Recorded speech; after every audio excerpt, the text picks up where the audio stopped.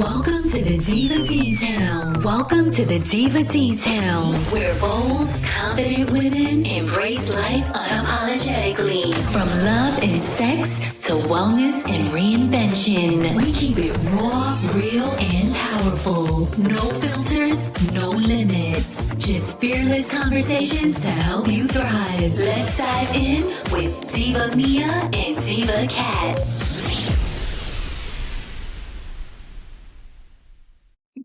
Well, hello, Diva Cat. Oh, I'm under the weather. Sometimes the weather gets to us and it's crazy outside too. No, we just have to keep going. We just keep going. Well, today we have an amazing acupuncturist. He's actually my acupuncturist. I must say he's fantastic. And I've been to a lot of acupuncturists. You know me. I've been in different places and different locations. Today we're going to interview Kalpesh Patel, and he's the owner of On Point Acupuncture in Texas. Oh, wow. He is got an amazing philosophy to the way he does acupuncture. Mm-hmm. And he also is a Chinese herbalist. So he can do it. He prescribes herbal medicines from Chinese medicine.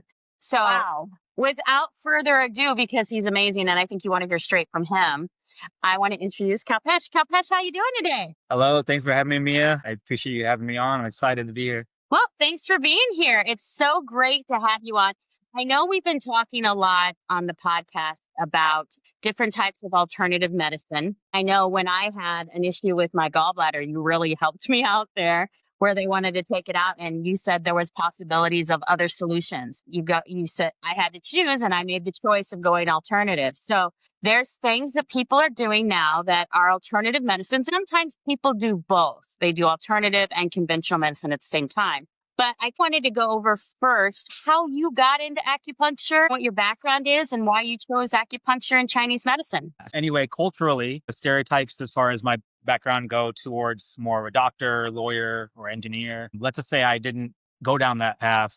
My last name is associated with hotel, motel, more so than anything else in terms of business. And so I didn't go down that path either. And so my journey started off in the realm of finance in undergrad at Ohio State. And as I was studying and partying, and let's just say prior to all of that exact time frame, I was doing a lot of like body weight exercises and then doing certain free weights and heavy lifting when I was in high school. And leading up to when I got into college, in high school, I was able to bench 275 and squat 345 when I was 17 years old.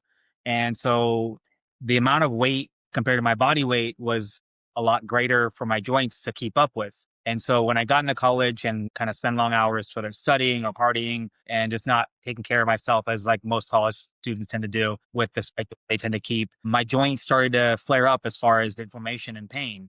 And so I would go through periods of time where I had so much an intense flare up that I had to stop lifting for a while. And it led me to then focus on like a little bit of a break in recovery time. And I sought out some Western providers to get relief for my pain, but none of them gave me much feedback and context to why I was having the inflammation, other than the fact that I can take these pills and that it would help calm said inflammation. And so to me, it was kind of a Band-Aid approach. And I'm glad I had that mindset going into it and not getting further into taking a course of pills that I relied on eventually. But to me, it was kind of a balancing act between relief and needing to do what I need to do. So that's kind of the struggle that I was presented with prior to me, going to an acupuncturist. But honestly, on the way to working out, I came across a gymnast, and this gymnast opened my eyes to his acupuncturist. And honestly, a lot of things in terms of what he was doing. And so I saw his acupuncturist, and that was a game changer for me. I had gone to see several Western doctors previously and honestly got the runaround, in my opinion. I was told that I would get better, or given the confidence and reassurance that I would get better. But all it meant was me taking pills that eventually I would need more and more of as I kept trying to get back to the exercise I was missing out on. And so that's the gymnast kind of resonated with me in relation to his recommendation. It basically pointed me towards a modality that I saw a full recovery, considering how physically, fit this person was. It gave me a sign and confidence in relation to a full recovery compared to just managing pain and living within that limited of, I should say, physical activity. So that's kind of how I got into acupuncture. I was first a patient And it kind of inspired me to then go down this career path, as my undergrad finance degree did not pan out for me at the time. So that's kind of what led me to So become an acupuncturist. So you went into it basically because you saw that it worked for you and you got some really good benefits out of it. And it kept you out of traditional types of medicine too, that way. Yeah. I was really fearful of taking steroid shots and surgical procedures because I knew that it can sometimes keep going as far as the necessity for continuing to get pain relief. Yep. But I was just grateful the fact that I found it at a time that I could turn things around without having to suffer for such a long period that some of my patients unfortunately had to go through. So that was kind of a really big blessing to have come around within a few years of dealing with that. Although it felt like an eternity, the 2.5 years that I was dealing with this and the severity of it made me very kind of depressed in my overall outlook. And honestly, acupuncture has been amazing at even treating my depression, just to kind of put it more out there as far as what I was dealing with at the time. Yep. And I know that when I just started with you not too long ago, but you quickly became one of my trusted advisors with health because I have been through a bunch of acupuncturists and you take more of a holistic approach to a person than most of the acupuncturists I've been to in the past. Thank you. There, it felt more like they were just trying to treat the symptoms, almost like they were a combination between Eastern and Western. They're like, Yeah. what is your problem? Let's address that problem. Whereas this could be a full system flow problem. You can have problems with your liver is affecting this and this. And it was just interesting how you take more of a global look at a person and then the symptoms are treated, but you treat the problem first, not just the symptoms. So that's one of the things where did you come up with this approach, or is that traditional acupuncture? And I've just been back to a bunch of bad acupuncturists. So to me, in my experience of in being an intern in clinic, we are taught in the beginning to focus on main complaint. And so that's sometimes what practitioners run with the whole way because that's their first way of being taught. Now, don't get me wrong, we learn the foundations of how things interact and how things can be treated holistically. But when you get down to a clinical, as an intern perspective, you're focusing on the main complaint that that person's coming in with and then structuring their diagnosis based off of that complaint. So if you took account for everything they're going on with them, then you can kind of format the diagnosis a little bit more tailored to that specific issue compared to a generalization of the whole system. And so what I learned going through that process and then seeing patients in the outside world of being professional, a provider, is that people will come in with issues, but then they would only focus on that, what was bothering them, and not the several other things that, in my opinion, are directly related to their root issue. So to me, I mentally have a lot of analogies or flashbacks to things that I've experienced in the past. So I'm going to lead with some of these examples. To me, it comes to the mindset of like Law and Order or any type of court case type of scene where you're trying to explain to the patient, look, this is a symptom that is caused by this issue. Now, let me show you what else is involved with this system because basically exhibit ABCD are also pointing to your root issue. If you're suffering with these other things, they might not be bothering you that's what you came in for, but you're dealing with all these other issues as well as the main issue. But to me, if we focused on the root, all of these issues start to go away. Yes, you might have that problem A or condition A is your main focus. But if we can go through this properly, meaning build your body up, accelerate the healing, and then go into cruise control kind of format of maintaining that momentum, then we can heal up everything else. We'll use your main issue as like the main goal, but we got to crush it. Not just, okay, we can manage it. See you every few weeks. Whenever you have a flare up, please consider coming back in. No. We need to stay ahead of it. And that way we can put it out before it rages, like in terms of like a fire, for example. I've kind of used this example as far as like triggers. It's kind of like, think of like wildfires, how the most inopportune factors come together and then it's a problem. Most other times of the year, Yeah. it's not all those, situations come together to create that problem, meaning that heat, which then can dry. And then you got a kind of a robust or easy to combust fuel source in terms of like wildfires in general. But to the body, if a person is running hotter internally and then their body is drying, then that can trigger whether it's fevers to hot flashes or night sweats. It doesn't allow the body to cool and protect their system when we're talking about temperature regulation. So Just like I gave the analogy about wildfires, to me, that's like a reference to a hot flash for a female. It's like when you're warm for so long and then you get dried out and then you get an intense exposure to heat, like going out on a day like in August, that can just set you off, in a way that is kind of like the example of the wildfire. So that's kind of how I got into this whole or bigger holistic kind of format than some of my other counterparts is like people are missing out on all the other things that they can treat along the way while you're addressing your main issue. That to me was kind of my own way of advocating for their own health. Because to me, it was the way I was operating for my own treatments that I was providing myself. If I have this issue, and for example, if lack of blood flow is what's causing this shoulder to keep bothering me, but then I have a little bit of anxiety, I have a little bit of ADD, I have cold hands and feet, which another is a classic poor circulation sign. If I want to treat all those, but also make sure that this is still good, just keep getting this built up to where it's not an issue at all. And then everything else takes care of it too, if that helps. But That was definitely one of the things I noticed about you is that you even addressed my sleep. You addressed other things related to my problem and other organs that may be impacted by my problem. The acupuncturists I've been to in the past, it felt like they were just a Chinese version of a traditional doctor. I felt like what they've done is, because traditional doctors don't really treat the problem either. They just treat the symptoms typically. yep. Oh, you Yep. got a headache, we give you some aspirin. Oh, you've got, a fever. We'll get this. You got pain. Let's put a steroid injection in your knee, but that doesn't fix the knee, right? And then surgeons try to fix it, but their way of doing it is to chop it out. But you were like, okay, so let's see what's the root cause of the problem. Whereas a lot of, I think they actually say, let's just treat each individual symptom as it comes along. And I didn't want that. I wanted to actually heal myself, like fully heal.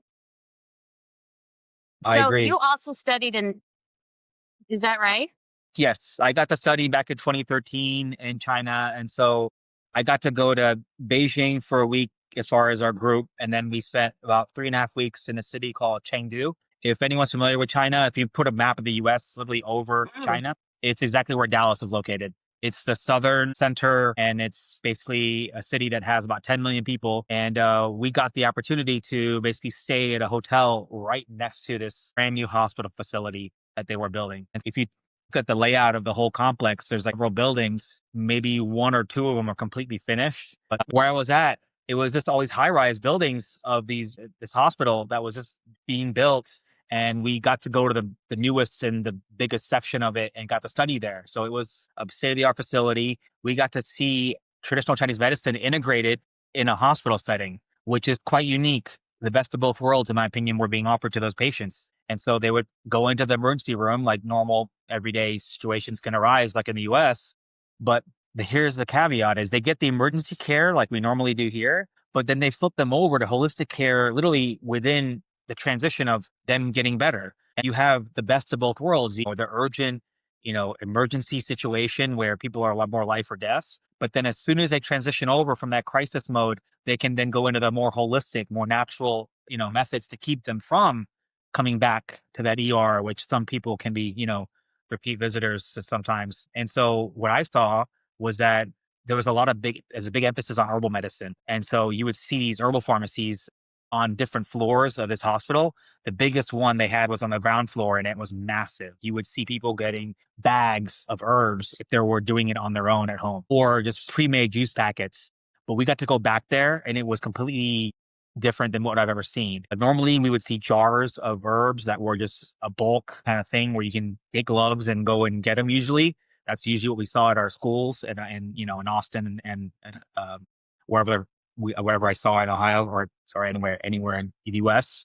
But there they had them pre-packaged by dosage, and so it was an extra layer of packaging, but it allowed for a cleaner, more of a sterilized way of performing herbal medicine in a hospital setting. So they would boil these packages up, and so patients would be leaving with their medicines versus having to go to a pharmacy sometimes. And so that was pretty Oh, cool from my perspective. I got sick one time when I was in China, and basically for a total cost of $22, I got to see a specialist. I got my herbal medicine, and that was basically all I needed. And it was like I said, $22. Yeah. So and did it when the work? hospital, Did it Yeah, work? it was amazing. It was good. It was really amazing. I was thankful that I was so integrated with my care there because I was actually studying by the doctors we were observing for that same issue that I had. But we would all get to break up into different groups while we were there and see different departments. And I loved that because of the cohesive group that we had. We got to basically divide and conquer. We got to see all these different ways of healing being performed in different departments, but then we got to basically kick back at night and relax and honestly share our experiences. So that was kind of the cool part about our trip. We had such a cohesive group and an amazing doctor with us. We got to hang out with him and have drinks with him at times whenever the setting was right for that. We got to learn a lot more that way. It was basically acupuncture and Chinese medicine in its unrestricted form. Like I didn't get a chance to observe a surgical procedure, but I know of a friend that I met from the Houston school. She got to scrub in on an open heart surgery procedure. That's mind blowing to me, considering I got to see what I got to see in China, but to see that in a ER westernized setting, meaning an OR room, is quite amazing. And honestly, if you ever get bored, check out on YouTube acupuncture anesthesia. You'll see so many video clips of patients getting surgery done, but it's the most amazing thing that you can share to a newbie, person that's thinking about acupuncture. They're like, oh, some people are like, oh, can that help treat my pain? My pain is more severe. And I'm like, have you seen how they used it as a general anesthesia? And these people are, perfectly calm and collected while they're getting cut open. So anyway, that's kind of been, yeah. That is so crazy. I mean, I can't even imagine trying to put that over in the United States because they'd be like, there's no way. Yeah. So when So you were there, it sounds like the acupuncturists were on the same level as the medical doctors as far as respect from the community goes. And it agreed. was just assumed that you would go with traditional and conventional medicine, right? Agreed. And so you do have that ER westernized, take a pill for this emergency situation kind of issue, but it was nicely integrated with all these other holistic providers. And so the cool thing that I learned, just understanding the East Asian providers that come here, is that they are taught the skill set to do what I am able to do here in my practice, but they are taught in a westernized setting. So they're in a hospital basically, where they have to see a certain amount of patients. And so they see dozens of patients in a morning. And so they're basically a Eastern provider, but have been trained in a westernized high turnaround approach. So that's kind of unfortunately what maybe you have experienced in the past is that these providers are amazing in skill set. Don't get me wrong. They have abilities, in my opinion, that sometimes a lot of providers here might not be able to have seen in terms of experience, but they are so limited on their communication skills sometimes that they lack one, the ability to communicate to that patient directly, but also sometimes they just lack the urgency and focus to make that connection first off, which I feel like is lacking in this current system, but also just to explain and reinforce the process of what is needing to be addressed. I think that's, in my opinion, why I have excelled in my practice in ways, just with my experience working with you, is that what you shared earlier is kind of, you can talk about what symptoms are you're dealing with the patient, but if you don't educate and kind of reference the triggers and the system involved, then it's hard to understand why all this other stuff is happening in your life, like other symptoms that might be affecting you in certain ways. And so to me, it's like I'd rather put the whole picture to the patient and present it to the where, like, look, if we can cross this finish line to treat, condition A, we can treat all these other things and free you from, the limited, I guess, quality of life that you've been dealing with. And so that's kind of, I don't know, that's been growth as a practitioner. I think the problem is not just the practitioners. I think that's kind of how we as people expect doctors to be, even acupuncturists, even chiropractors. I got a headache. Can you prop my neck? Or my low back hurts. Can you prop my back? But I don't think a lot of practitioners, I go to a chiropractor as well that looks at the whole body and, looks at what herbs you're taking, how your sleep is, how your stress levels are, all of that stuff, because it impacts everything. And I don't think that in medicine today, in conventional medicine, as they call it, I don't think that they look at the whole body at all. It's more of a surgical, let me chop this off, let me take this out, let me give you a pill to fix something. And they don't look at the whole body. But going back to your, discussion about the herbs and in the room. So it sounds like that they've been able to do enough studies in China to figure out what herbs at what percentage rates, et cetera, are good based off maybe body mass or whatnot. But do you see that as, going forward, is that something you see could come to the United States? Because I know a lot of the herbs, the problem with the US is we've got the pharmaceuticals companies that are such powerhouses, and a lot of the herbs Yeah, are based off of the pharmaceuticals are based off the herbs out there already. They agreed. just turn them into chemicals and make them twice as potent. But do you ever see that happening here in the US, or are things changing in the right direction? What are your thoughts? So things have made steps towards that change in this country, but it's been small steps forward and it's been stagnant. Let's say I'm very hesitant to make that answer. In all honesty, my mindset is where I hope there's a subsection in our format of medicine that adopts this a little bit more, but I find it really challenging in my mind to see our entire system adopted as a whole because of big pharma. Um, you know, Gotcha. So current conventional medicine does not go well with alternative medicine, and I think a big part of it is the fact that the insurance doesn't pay for it. It's the cost. It's the cost, and everything seems to be out of pocket. But do you see at all traditional medicine making any inroads into like the conventional medicine in the United States so that things are changing in any way? I think the biggest steps will be taken once there's a wider adoption with insurance plans. To me, there's many different components to this and variables involved. But if, like you highlighted, the cost is the biggest barrier. And so if patients are able to have insurance benefits that cover acupuncture, then you're going to obviously eliminate that barrier or, reduce it dramatically. And that's kind of why I'm relatively in this area. There's a lot of companies that are, kind of in the DFW airport radius. And so they tend to offer a lot of these plans that cover acupuncture. But I feel like as a national level, once we have a greater adoption in our insurance benefits for acupuncture, then I see a much wider adoption of it for the patient access. But I do believe that the biggest piece of this barrier is honestly MDs. And so if our profession was to make a better inroad with that particular group, then I think that the gap will be closed very quickly. But the biggest barrier, in my opinion, from us being able to do that is honest. And a big pharma, in my opinion, dictates. Yeah, I think big pharma has really hindered progress. I agree. Yeah, they've created Well, they've been around for a long time, the pharmaceutical. But same as acupuncture, have been around for thousand years.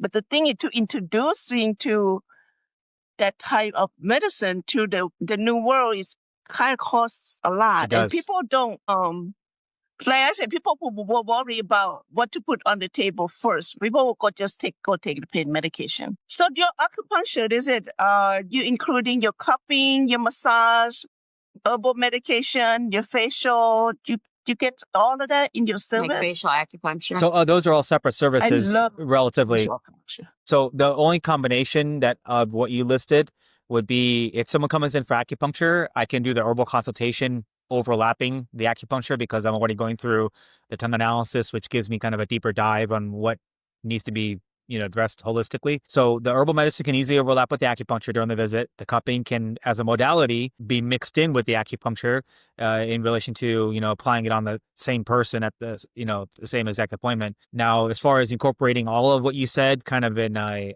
combination of all, compilation, as to say, then that's very difficult to do. Like I've had a patient come in and I do, a body treatment and then I can add the facial call in that same visit as my facial rejuvenation treatment. But that's kind of the hybrid of that. I try to balance their system first before I put all these points in their face because that can trigger certain things if we don't approach it correctly. Like people that are more prone to migraines. If you're getting facial rejuvenation with acupuncture, then it can sometimes cause a little bit more of a trigger for headaches because of the nature of all that concentration of energy on the head. And so headaches from a TCM perspective or a buildup of heat in the body that basically rises. Heat rises in general, but it will rise to the head and trigger headaches for that person. And so we don't want to condense more energy in an area that it's already kind of built up to such a degree, like traffic would be like an example. So do you do like the acupuncture that helping with menopause? Yes. That's huge. Yes, it is. So Like detox your body. So acupuncture can help whether it's balancing your hormones and or helping, your body detox a little bit better. It just stimulates the nerve pathways that connect to these organ systems that are their main role is to help assist in detoxing or helping rejuvenating certain effects in the body. So like one example would be that if you have lots of stress, and then that stress can cause tension in the shoulders and also cause issues with your gut. And so if we focus on points that target the liver or help influence the liver in its relaxation and kind of decompression of tension that can build up, then it can relax the intestines, it can relax the shoulders, it can release kind of all the other channels and nerve connections that are integrated with that system. And so it's like if you take the most tense person in a room or a family combination or at a meeting and you were able to deregulate and calm, to me, that would allow the other individuals to feed off of that energy and kind of resilience. It's kind of how your ecosystem of organs works.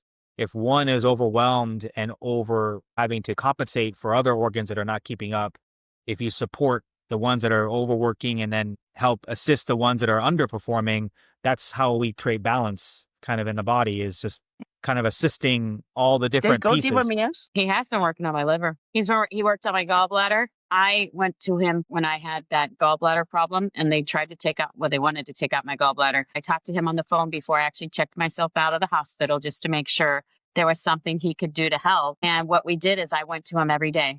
Or was it 2 weeks? Yeah, it was about 2 weeks. Every day. Well, Monday through Friday for 2 weeks. Yeah. And I've got some herbs, some gallbladder herbs, and I took those religiously. And heck, I think within 4 days, all the tightness in my side was gone. I did also diet. I only ate grapefruit for 2 weeks because I really couldn't eat anything because I'd throw up. So and you're an amazing patient. You go way beyond, in my opinion, what most patients would do. Even if I kind of was able to how to put this, coach them up and lead them to battle in a way that they are just ready to fight whatever they have going on. But you were ready. You came armed and just ready to, go at it. But that to me was the precursor for offering even an approach going forward. So to me, it's like things are possible in the, that traditional realm, but is that patient able to commit and or execute? To me, you fit those categories quite well. So to me, when a person like yourself had gone through that emergency situation and you asked, is a possibility, to me, it's like, okay, I know that it's possible with your work ethic and your dedication. And so we just had to execute, and I'm grateful that you were able to do that. And that's what helped, make all the difference. Yeah, I think if I'm backed into a corner, I come out fighting. You could put me in any corner, I'll come out fighting. So you were talking a little bit about facial rejuvenation. What is that and what is that for? Yeah, so facial rejuvenation with acupuncture is basically an acupuncture treatment that also targets either specific points along the head that basically can tap into different channels that run to different areas of the face. For example, as I'm kind of gliding my fingers over, for example, if you put a point here, it can also affect this nerve channel that runs all along the side of the face. But this is not just the only area that it flows. It also goes here, and then it also goes to the eye. This channel also connects to another one that goes through here. So if we target just here, we're targeting this much of the forehead in combination with that. So just to give you perspective, we might put 15 to 25 points overall on the face. Some might be more specifically guided towards, for example, I started to notice my 11 lines here, and I plan to do a series to show before and afters, as I just recently discovered that I have developed them quite well, unfortunately. So facial rejuvenation, we target specific areas, like a person might have laugh lines that they feel conscious about, so we can target that specifically. And if there's no major areas of concern, like for example along here, just to give you an idea, we can just do global targeting points that get the whole area as a preventative measure. So the benefits of facial rejuvenation with acupuncture is that it guides blood flow, it stimulates the fibroblasts, which creates collagen production. It can firm, tighten, and tone because of that increased blood flow to the face. And so it's like a buffet of nutrients for your skin. And so as it force feeds all this, building blocks into the tissue, it helps it heal at such a faster pace. So it allows you to rejuvenate compared to it just getting quote unquote dry or flaky. Yeah. So the 11 lines can be pretty common on people, but I plan on focusing on a before and after kind of sequence in the next coming weeks. I'm going to treat mine because I didn't see it as much of an issue up until just yesterday, as I was looking at different aspects of my face and I just noticed it.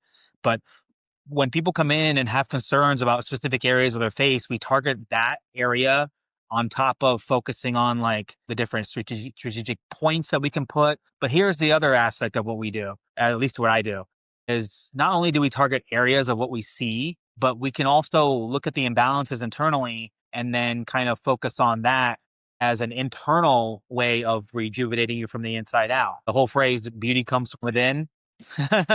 That's kind of that angle. It's like if you're focused on certain aspects of why your face doesn't look as youthful, to me, that's partly based on the internal imbalances that's going on because different parts of your face do connect to different organ systems. And so that's just one way of understanding what's going on. There's this whole aspect of facial diagnosis that I would love to get more familiar with. I have been wanting to dive into that a little bit more in detail. I'm very fortunate with this training to understand the tongue very well, but I want to learn the face because literally you can just read people's faces without asking their permission. Normally in my clinical experience, I'd have to ask for them to stick out their tongue. But if you can read someone's face and understand their imbalances, then I feel like I can level up my understanding of people prior to ever me evaluating them professionally. So Well, I do like the anti-aging approach because I'm in my 50s. Diva Cat here is in her 60s. For women our age, besides fixing organs and autoimmune problems and things like that, it is something that you want to look as young as you can for as long as you can. So Diva Cat said it's like an alternative to Botox. It's kind of nice because I don't have an 11, but I have the number 1. I just have it on the right side. So I think I'm going to have to talk to you about getting that fixed too because yeah, I really drives me nuts there. no, and we could definitely do that. But as far as like kind of the rejuvenating effect that you get, I would have to also add that most people knock out during the visit. It's so relaxing. So you can get like your AccuNap. You can get your face kind of rejuvenated with extra blood flow and nutrients to help bring that shine and kind of glow back.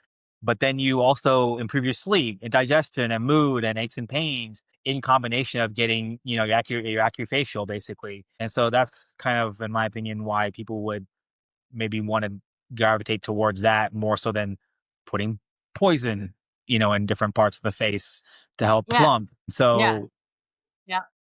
yeah. Yeah, the Botox and the thing is the Botox is kind of like modern medicine. It's just a temporary fix because what happens over time, it actually starts to break down the muscle in your face. So then Yeah. you have Botox faces when you get older where it sags more than it would have had you not done anything. So you have to be careful with the Botox because it's not a long-term solution. It's a quick fix, but long-term your face is going to sag more than if you've done nothing because you need the muscle and the fat in your face and Botox kind of destroys that. It destroys the muscle for sure. So people don't realize the damage that Botox is actually doing. And I did some research on it and there's some people that they are going to have, plastic surgery on their faces and fat fillers, probably their own fat in order to fix it. Yeah. Well, that was eventually, right? You're gonna have to get the plastic surgery after. Not Botox everybody. for so long. Not everybody. Botox for sure is a cause. It's Yeah. a cause for a lot of plastic surgery. So people don't realize that the Botox industry is actually feeding the plastic surgeons too. I think Yeah. that's why a lot of med spas are built right into the plastic surgery places. No, agreed. They basically just, once you get into their protocols, it hands you off to the next and more serious stage. It's just a matter of time. And there's That is, doing it's Botox. the inverse. 20 and 30-year-olds. It's the complete inverse of how the holistic world operates. It's like if, for example, my esthetician does facial cupping. And so if you come in and do facial cupping, you can get like that blood flow that can help smooth and firm, tighten and tone. But you're activating all these nerve channels that are on the face that connect to so many other parts of your body. So it's like you can help heal and rejuvenate your overall health and knock out and get an amazing nap. And then you got your facial on top of it compared to you sacrifice all of your health just to look better here temporarily. And then this starts to get worse and worse and you need more That's and more of the true. Botox. So that's such a backwards approach in my opinion. What do you think? Yeah. And there's people that, some of the Botox too, there's been some poisoning lately. Some of the batches have been bad. You got to be careful with what you're injecting into your body because you could cause real problems. We talked a little bit about facial rejuvenation. We talked a little bit about helping with autoimmune and organs. What other areas? I know you also work with children that have acne issues. So when I get a lot of kids that come in, and I have, in my opinion, geared part of my practice specifically towards them because I, growing up, had a lot of traumatic experiences getting care in general. But I feel for the kiddos that had acne and they're struggling to get rid of it. I had acne in my temples pretty bad. I have actually a lot of scarring here. I'm hoping to try to focus on in the near future. But to me, whether it's acne or lack of focus or ADHD symptoms, we get kids coming in with pain. But here's my approach with kids. I have learned that if you kind of identify to them that they are the decision maker in that room because they are the patient, trust builds a lot quicker. I try to explain to that person, that patient, that kiddo, that whatever they say is basically the ultimate decision. I will, go based off of in terms of what I'm going to do. And I appreciate and I thank the parents for bringing them. And I tell the kids that same thing. But I'm like, if you don't want me to do something, you just tell me and I will honor that. And so when I lead with that, but also tell them that I'm going to keep explaining to you other options that I have to help you. And you've got to decide at some point. If not, I'm going to keep talking.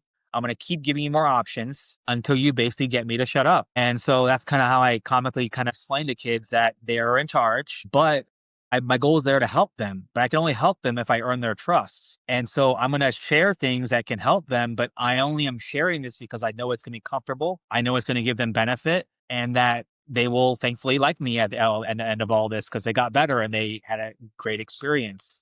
I myself had traumatic experiences. So to me, that's guided me on my approach towards them. And I feel like I've done really well with kids.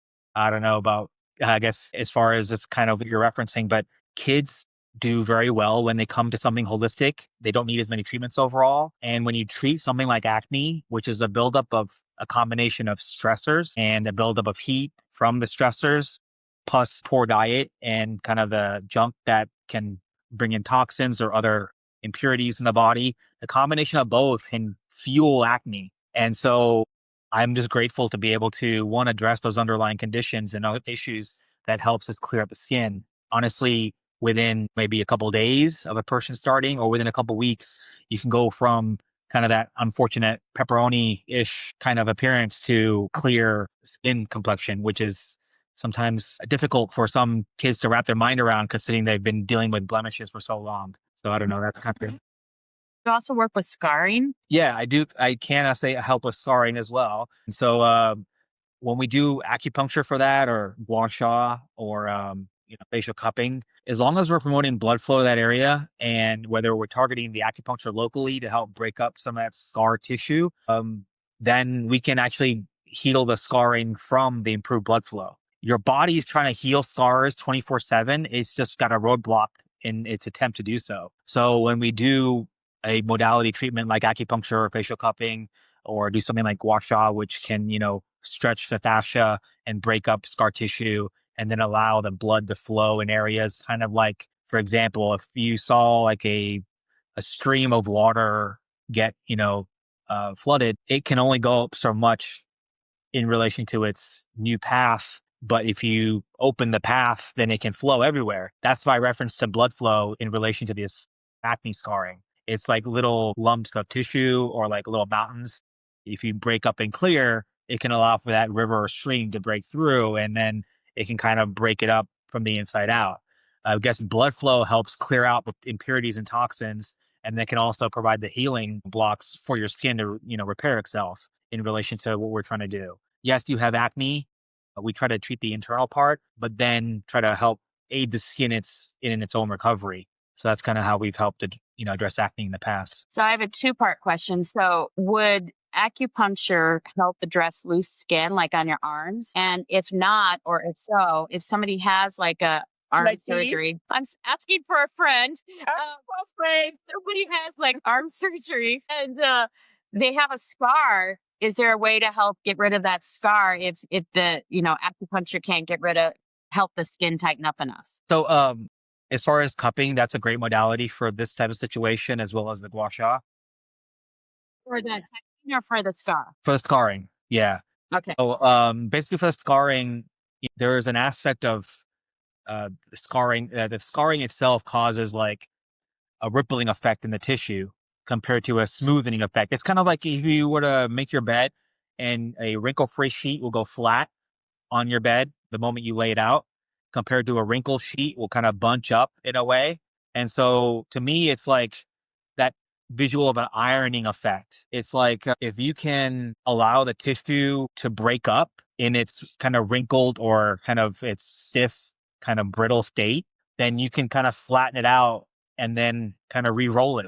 I guess if you're thinking about pizza dough, to me, I'm trying to use these analogies because we don't ever think about our skin to be able to be manipulated in a way that can break up scarring. We can more likely do that for other parts of the body where we can be a lot more aggressive and not have to worry about the bruising effect of, that approach. And so we can do this much more gently on the face with the use of gua sha tools. It's a much gentler approach in relation to how they, contour and sculpt the face itself. And even the cupping, these cups that are used in the face are constantly moved. They're never left in one spot to cause any of that marketing. But as you kind of pull at the tissue in that gentle kind of gliding manner, it stretches the fascia. And so basically it's like pulling apart that wrinkled sheet and then hoping that it flattens. And so that's kind of the analogy for how you can release scarring and, wrinkles in more of a gentle way than just basically, doing gua sha to the level that can be done on the back that's causing that red patch that you don't want everyone to see. I guess there's ways to go about things that are much more visible to the public compared to what is more private. Yeah, you would. If you do arm surgery, you're going to have multiple sessions. Multiple session. But is there any way to tighten prior to arm surgery? So maybe you don't have to do as big of an arm surgery. Like, can you tighten that loose skin under your arms, or is it pretty much when it's hanging there, you're kind of Not necessarily. There is ways to allow the skin to just become more resilient in its own shape. So you could have excess skin, but if you're able to, in my opinion, focus on supporting the lungs as well as the spleen specifically, the lungs connect to the outer body skin. So the correlation I want to give you is think of a chain smoker. Chain smokers, in my opinion, tend to wrinkle as far as their external skin much more aggressively than most other, types of patients. But what I'm getting at is if you can nourish the organ of the lungs and help support that, then it can support your skin and help firm, tighten, and tone. If a person is chronically fatigued, then their skin is going to sag just as a byproduct of that fatigue. So to me, hemorrhoids are an extreme version of fatigue. Those blood vessels sink, but if we can rejuvenate your energy levels, then we can improve the firm tightening and toning of everything too. So we can kind of mitigate the amount that you need to get cut off as far as the surgical procedure by just making your skin more efficient and firm in the state that it's already in. But eventually you'll have to get, depending upon how excessive the weight loss was, you'll have to just cut off some of that extra skin at the end once you do realize this is kind of the X amount. Yeah, maybe you could do a mini instead of a full free arm where they do the you might have to line. do a hybrid approach for that. Whoever's dealing with that. How about weight? She wants to know how acupuncture helps weight loss. So acupuncture can help with weight loss in quite a few different ways. There's one, the metabolism revving effect, meaning getting your hormones balanced to where your body is kind of like a high performance vehicle, basically revving its engine. A high performance vehicle is able to put out enough horsepower and get that engine revved up and nice and hot to where it can propel itself. The principles that apply to the body is you're not, in my opinion, burning anything if your engine doesn't get hot enough to where it can kind of perform. Now, sometimes the body can overheat, but we want your engine to be revving at a high level without it overheating. That's kind of the performance vehicle analogy. So metabolism is key.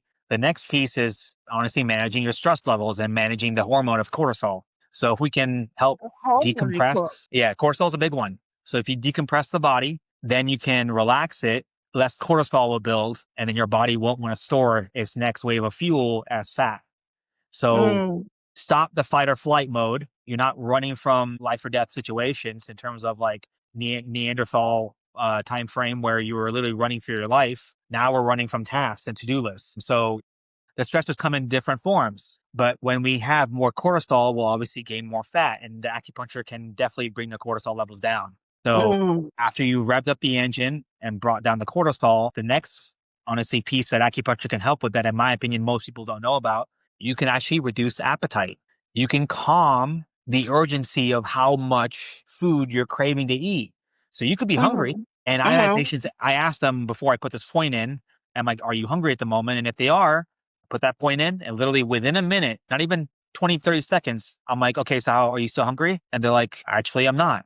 And so you can calm the appetite down quite a bit. It's definitely not a ticket to skip a meal unless you're fasting, but it's geared towards calming down that urgent appetite that causes you to overeat.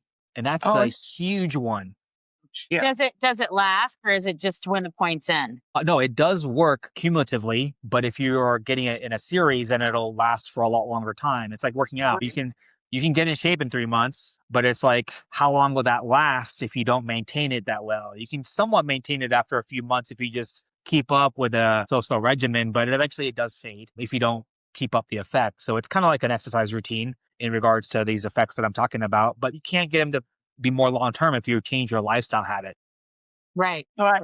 Yeah. So then this is a nice alternative to the weight loss, Ozempic and Zepbound and all the chemicals that Agreed. have a side effects. There's alternative ways to treat weight loss that I don't think people even consider. And people will go spend $1,000 a month on Zepbound, but they could have come to you 2 or 3 times a week and gotten treated and not had to deal with all the side effects. And plus, it had all the benefits from everything else, like, balancing hormones, improving digestion, Yeah. sleep, food. To add one kind of final piece that I feel like people are not as aware of with acupuncture to help with weight loss is that it can help curb cravings in such a way that whether you're kind of a sugar junkie or just love your salty snacks or whatever junk you end up gravitating towards, whether it's greasy foods or, whatever indulgent that tends to do your stomach under, is that you can actually put points to cause a rejection of these really rich foods. So a dessert that normally is like indulgent and just kind of willpower testing, to me, with these points, it takes out the willpower, because foods that don't taste great or amazing, it's not worth the calories, in my opinion. And so that's kind of why I feel like this approach can work in ways that the GLP, medications only focus on, in my opinion, the appetite suppression. And then it causes malnutrition in that patient. And then you lose your muscle mass, you lose your bone mass, you lose your metabolism, you lose your fire. Is it really? Lose your hair. Yeah, you lose all of that. For what? To starve yourself? To not eat? Like, does not eating really resonate with someone that wanting to lose weight compared to being able to eat and being able to be Actually, satisfied? I do enjoy not eating. That's one of my things. And you're an anomaly, that's for sure. I have to say, I love eating, and to put it in context, me being a male in my field, I'm very one of few. Like, let's just say when I was in my graduate school, it was at best case scenario, if we were talking about male female ratio, it'd be a 1 to 5 male to female kind of ratio. My profession is dominated by women, and so I'm basically trying to lead up to a story of when I took my gynecological courses and I was the only male in the class. And anyway, let's just say my appetite did not fail after talking about all these subjects that normally most men would be turned off by or have their own kind of reaction to just hearing things like that. But when it comes to appetite and wanting to eat, I feel like a road of wellness that suits regular meals and nutrients compared to having to force yourself to limit and starve and then feel nauseous in the process is off-putting. I just don't get, when you really look at the two and weigh it, what would a rational person want to do? I don't know. That to So me blows my mind, but go ahead. I guess to continue this conversation, then it sounds like acupuncture can help with psychological issues like stress and depression and other types of maybe even addictions, because food is kind of an addiction. Insomnia, I know, but what type of psychological issues can it, address as well? So we, as acupuncturists, have been very fortunate to be able to treat, veterans that have been dealing with PTSD, people that are dealing with panic attacks, when people feel no energy, they want to quit 10 times more than a person that has failed but has energy in their body to continue to fight. I've even noticed that myself. It's the times where, as a small business owner, you get up for battle every day. And so the times that I have felt compared to wanting to, like felt like quitting, is when I had low energy or no energy. At the end of the day, for most people, if you gave them a whole other couple hours of tasks, they'll be more like, okay, I'm throwing the white flag. I'm done for the day. I will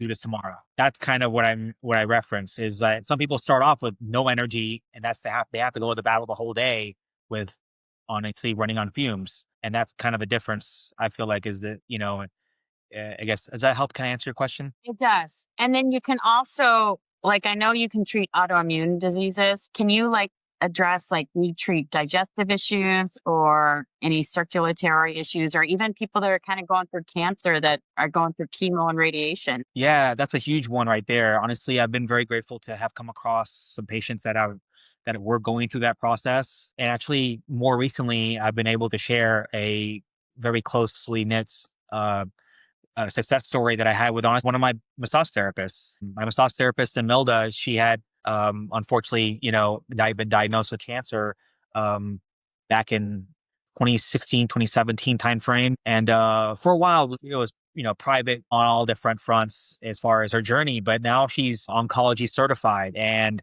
focusing on helping people that are going through that process. So sharing her journey that I'm about to do right now is, in my opinion, been an eye opener for me to help more people going through this cancer diagnosis route.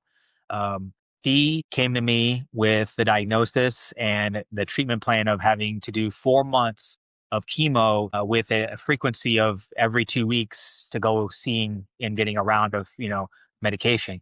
So she came to me about a week before, and we started to do twice a week. And after the first 2 months of it, she actually done so well that we actually were able to reduce it down to once a week. But you want to guess how many times she basically threw up on a number scale? Like, how many times did she throw up overall? Please take a guess. 0. Yep, that 0. She Yeah. didn't throw up once. And so, Person went through That that. did acupuncture with chemo and they didn't throw up. Yeah. Yeah. so she was able to keep her digestion intact, basically. When she got the toxins put in her system, basically the chemo drugs, her body was able to efficiently excrete out the unnecessary toxins and help support her digestion. Her nausea was non-existent. And so she never felt uneasy. So this amazes me that they don't integrate more of this in with cancer patients, with autoimmune patients, because it's so, and I see there's no profit in it for the insurance companies or for the doctors. The insurance companies should be wanting to do this because it'll save them some money. Yeah. So I think I don't understand. Plus the pain reduction too, because chemo is not fun, and you can decrease pain with acupuncture too. It blows my mind that it's not more integrated into everything we do. I agree. It does blow the mind, but here's the flip side of what you're talking about. Let me just reverse engineer kind of their model is that if you aren't treating all these things that are happening from the main course of treatment, then you're basically causing more need for more medications. Right. And then once that patient does and hopefully beat the cancer, their bodies are so unfortunately beat down that they are dealing with several, whether it's autoimmune or mental health issues because their body is so depleted. And then when they go through this next wave of care, they are a shell of their former being. Like there's a person that I know through extended family that had actually gotten cancer. And then after that, they never were able to grow back their hair. And this is an individual that was possibly in their 20s at the time when it all happened. So way before the natural hair loss that can occur for some people, it was permanent from then on. And to me, that's just unfortunate buildup of toxins. And it's going to change how their body functions as they go forward because of that experience that they had to deal with. And so, yeah, that's kind of what people typically go through. I would say the one thing that acupuncture has been able to treat that blew my mind with cancer patients is keeping their white blood cell count high. Is when they go through chemo, it's killing everything. It's killing their immune system, unfortunately. It's killing off, cancer cells.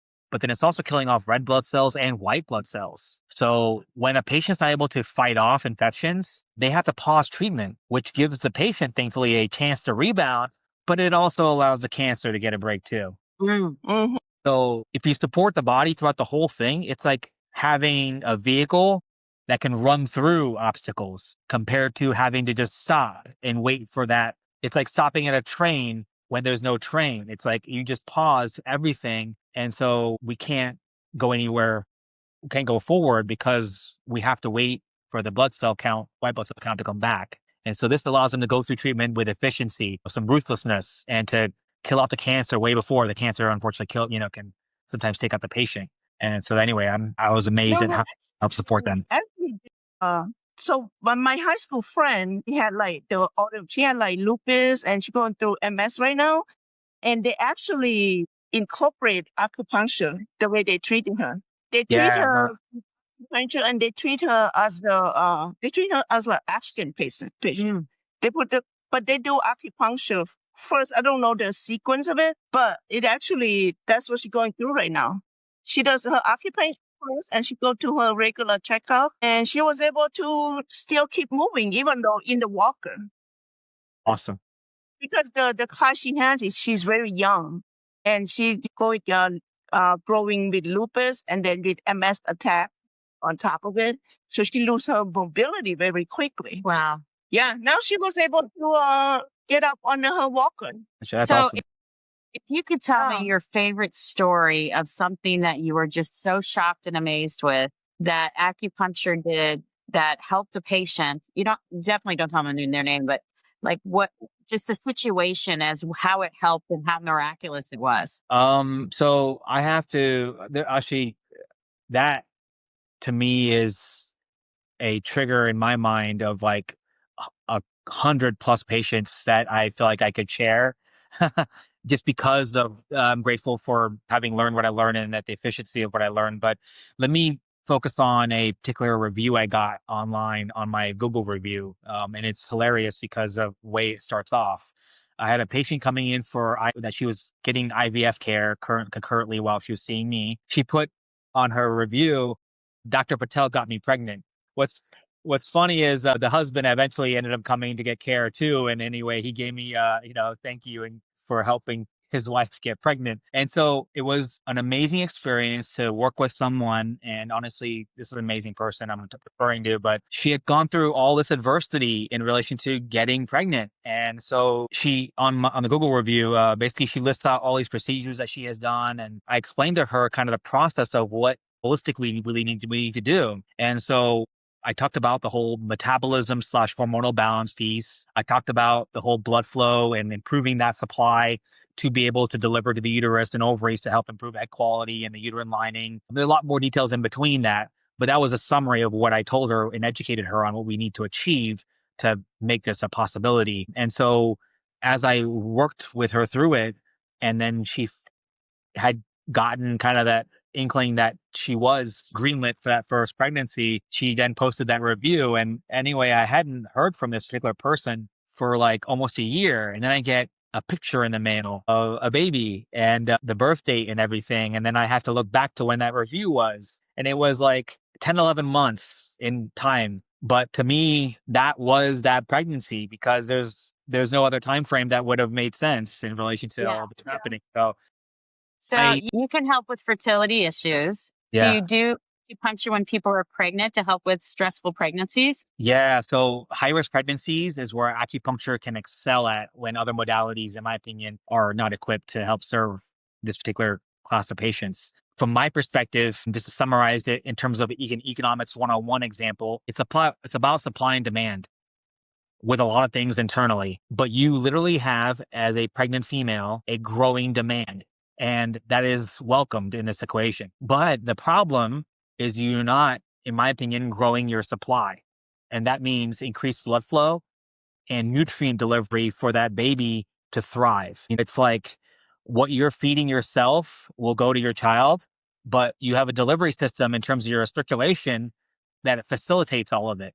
It's like you could have packages that you want to send your grandkids or send to people, wherever are that in the world. But if they're not using Amazon Prime, they're not getting it like the next freaking day. You know what I'm saying? Like you can send something to someone and it'll eventually get there. That's one way of looking at it. They'll eventually get it. But there is an efficiency in timing. You have, quote unquote, a growing organism that is in need of nutrients now, not a week from now, like literally at the moment that it needs it. So if you can improve your health, hormonal balance, and blood flow, which will improve your health, in my opinion, you can supply more to your growing demand, which is basically the child. And so that to me is how you can help high risk pregnancies. So it sounds like you can help people trying to get pregnant, whether they're having fertility issues or not. You can help moms when they're pregnant with the baby. And then after, you can help women that have a little bit of postpartum depression or maybe even milk flow supply issues or just exhaustion issues in general, help come back to life, it sounds like. Great. Yes, That's definitely. awesome. Yeah. That's And awesome. then Yeah. and then if you were to add to what you just kind of segueing, whenever they get to the time frame where those kiddos are quote unquote depleting their energy in different ways, just the joyfulness of having kids and how much they can run you down in a way, we can then focus on rejuvenation in the other ways that we talked about earlier in the podcast. I see. So what do you think is the biggest misunderstanding when it comes to acupuncture? What do you think people just don't get? Or is there like any like fairy tales or myths about acupuncture? I would have to point out movies and how they show a ridiculous number of needles for a treatment and they're stereotyping it. That's how it's done. And when, in my opinion, an average person looks and sees these clips in movies or shows, they are overwhelmed by the theatrical presentation because it is theatrical, in my opinion. I would never put 100 needles in a patient just because. I might put close to 50, but that's because I'm doing maybe facial rejuvenation plus a body treatment. But that's because I'm doing a lot more than normal. But yeah, it's overkill in terms of what you're seeing on TV. And it's not a magical cure-all for something you've been dealing with for 20 years. Right. Here's one insight I have to give just as a provider and a frustration I have as a practitioner. People that go through the Western traditional care model, they put so much stake into that after they've been burnt by it over years and years of not getting relief. They then Yeah. sometimes switch over to the Eastern and holistic realm. But then they come see me with the expectation that shit's going to get solved in one visit. And I'm like, wow, you have such little faith in what I do. You put me last. And then you expect this modality to outperform everything combined. Wow. Yeah. That is so logical. Like I have to fix this before I can fix this. Yeah. That's kind of the misconception I have to say. Natural healing takes an effort like exercise to build up the body. And so you have to understand when you put the work in, there's so many benefits to be had. And so if you are able to adopt that mindset, then you can live a better life, but put the cart behind the donkey compared to before the horse in a way. Yeah, it's like you have to build the foundation and then you have to frame the building and then you have to put in the walls and you have to put in the windows and every step gets you closer, but you can't just go and have a house that just appears out of nothing. So Agreed. if somebody wants to find a really good acupuncturist, because I know this was a challenge for me and I am so blessed to have you as my acupuncturist, but if somebody wants to find a good acupuncturist, how can they start or where should they go? So one avenue is to, I mean, you can always look on Google. That's one way to do it. But I would look at either a site called AcuFinder, ACU Finder. That's one way to get a list of acupuncturists that are specifically licensed acupuncturists, or you can go the first route that I mentioned, looking on Google, but make sure they have an L designation, which is what I am, a licensed acupuncturist. And then there's a slight level above, which is a DAOM or a doctor of acupuncture in traditional Chinese medicine. So my training is basically a master's level. And if I got another year or so of coursework, I could get that entry level doctor's level of training. But the key or caveat is that I was trained on a format that is focused on traditional Chinese medicine. If we are taught that format, we are taught a holistic format. If you go to someone that advertises acupuncture, but they're a chiropractor, a physical therapist, or basically a non-traditional Chinese medicine provider, then they have studied only the technique of dry needling. I see.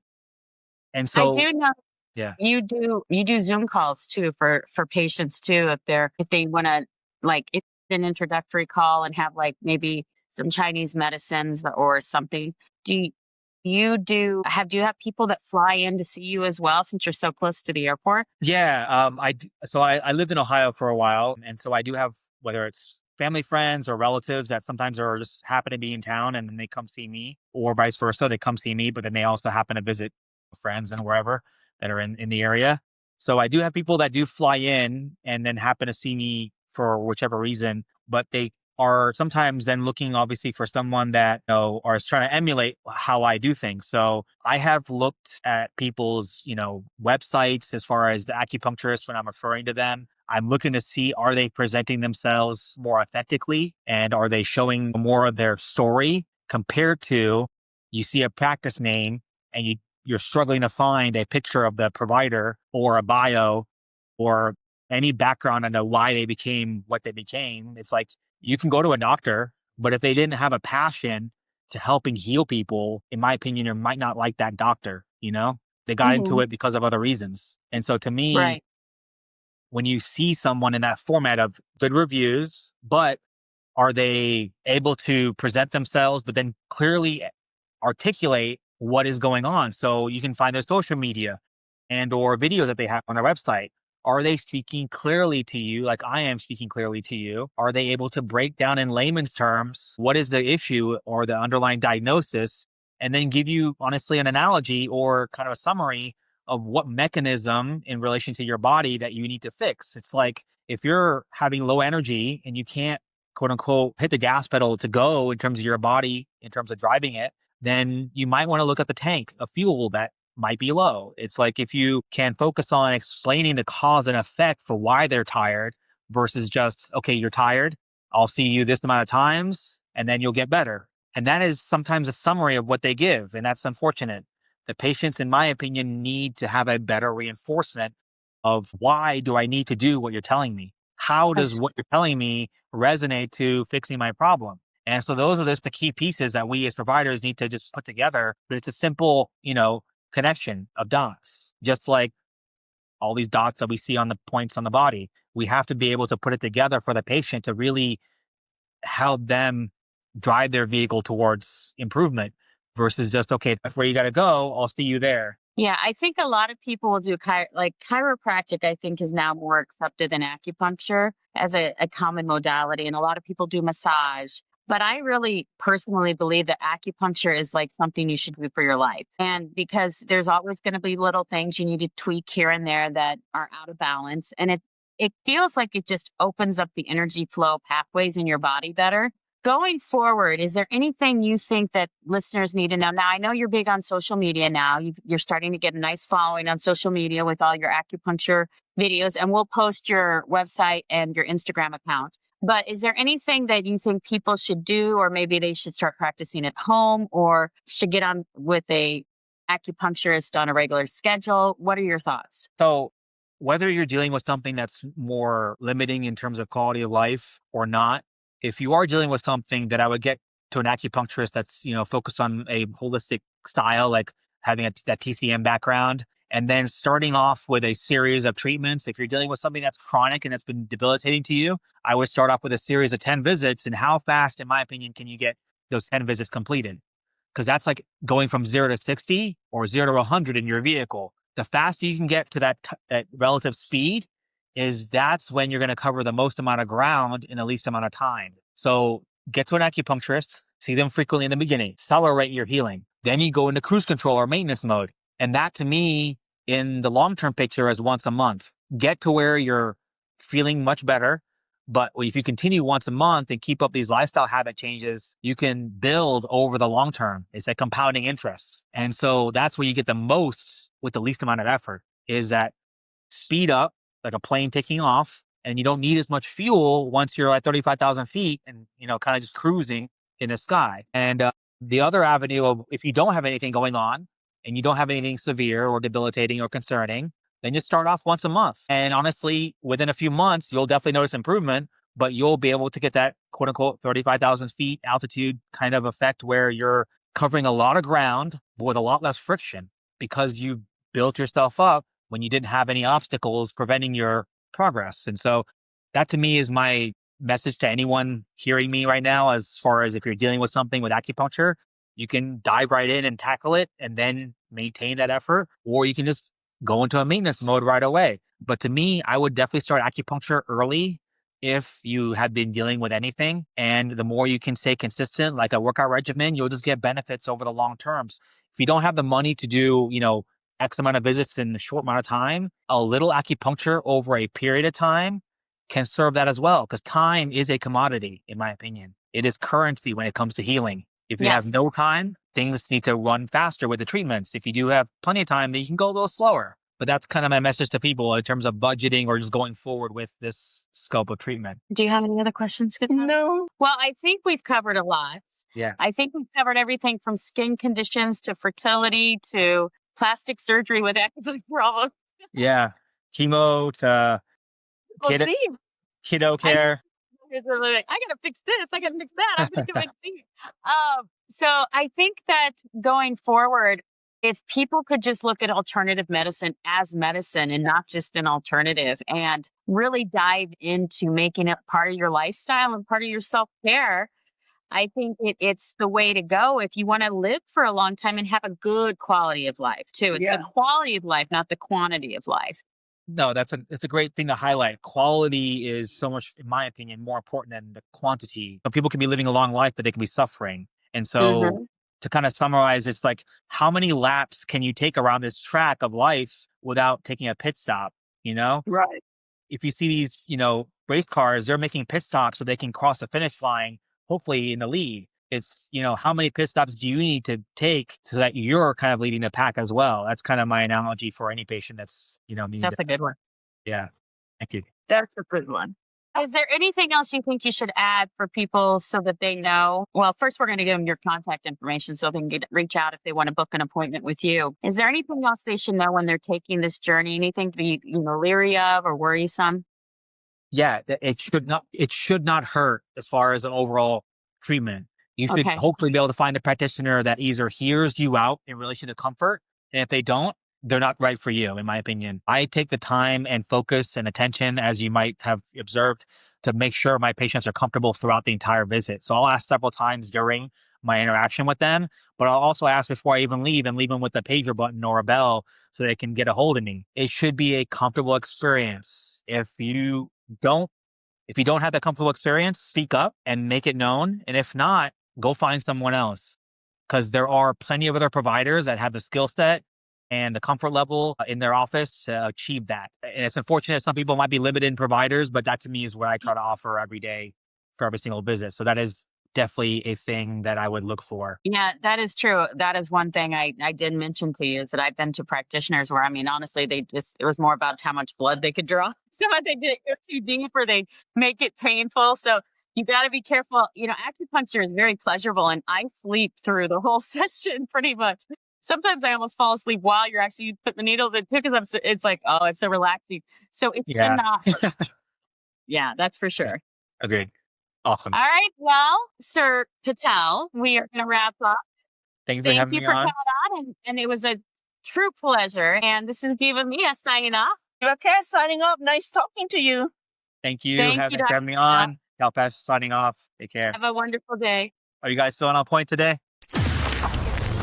Thanks for tuning in. Like, subscribe, and drop a comment. We'd love hearing from you. Visit thedivadetails.com to connect. See you next week for more.